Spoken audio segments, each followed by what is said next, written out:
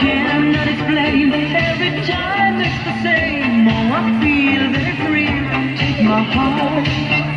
I've been lonely too long. Oh, I can't be so strong. Take a chance for a man. Take my heart. I need you so. There's no time. I'll never go. Sherry, Sherry lady, going through emotion. Love is where you find it. Listen to your heart. Sherry, Sherry lady, living in devotion. So it's like the first time. Let me take your heart.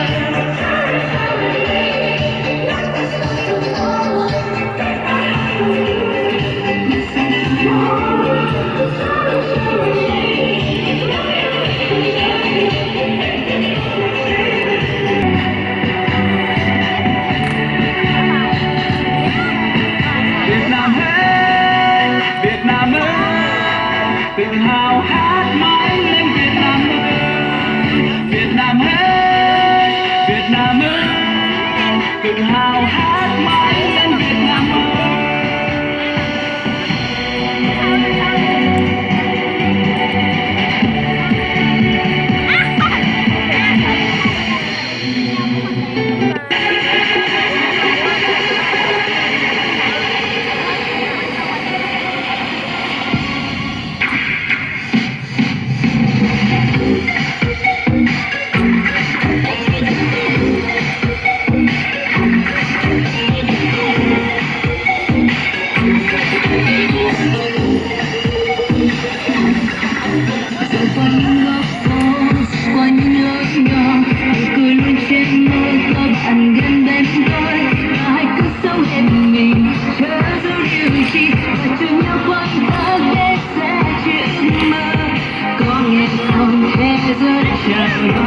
Trên hay bước nhanh thời gian cứ trôi sao ngồi chờ ai mang niềm vui đời trẻ trong ta chỉ một lần đến thôi hãy về ước mơ bay về một giây phút này bất cứ năm nay thay đổi hãy sống với chính mình gió bay vần đừng để hoa lên tiếng sẽ lại gần nhau cùng tôi sẽ giữ đôi đi còn đến đâu điều gì cứ lại gần nhau cùng tôi quên đi nỗi buồn bởi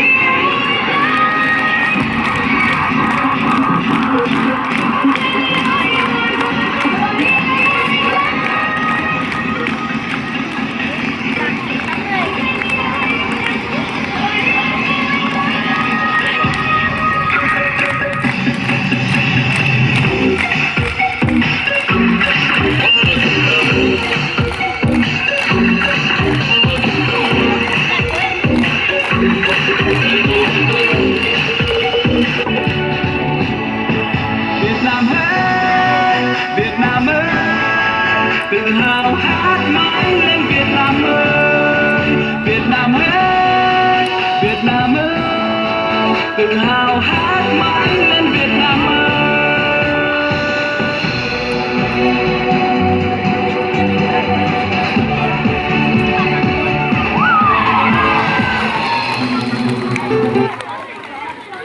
Rồi xin cảm ơn một tiết mục rất là đặc sắc.